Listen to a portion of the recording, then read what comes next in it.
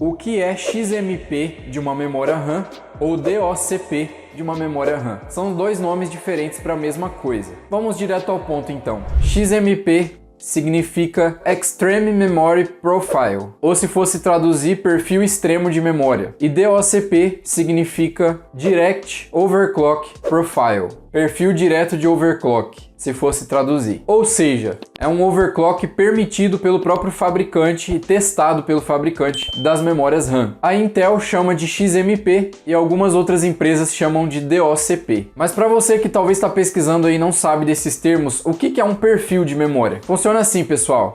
Quando você pega a memória RAM, o pente de memória RAM, você vai falar para ela em qual frequência ela vai operar. Você tem que mudar lá na BIOS do computador, na placa-mãe, você tem que mudar a frequência do clock e os tempos de latência, os timings. Você pode fazer isso manualmente, o que não é aconselhado, só se você estudar bastante o assunto para não fazer nada errado, ou você pode ativar os perfis que já vem salvo dentro do pente de memória. Para quem não sabe, no pente de memória vem um chipzinho, um circuito integrado, que se chama SPD. Lá dentro fica salvo essas informações, esses perfis, que já nada mais é do que a configuração já da latência e da frequência de clock. Vem geralmente uns 4 perfis, umas 4 configurações diferentes de clock e latência, que aquela memória já foi testada na fábrica e que ela pode funcionar com certeza. Então, na hora de ativar um perfil XMP ou DOCP, você tem que levar em consideração a placa-mãe, o processador e o pente de memória. Por exemplo, a minha placa-mãe, eu olhei no manual dela, é uma ASUS A520ME, eu sei que ela suporta clocks de memória de até 4000 MHz ou até um pouco a mais, se eu não me engano. Isso quer dizer que se eu comprar um pente de memória que chega nessa frequência,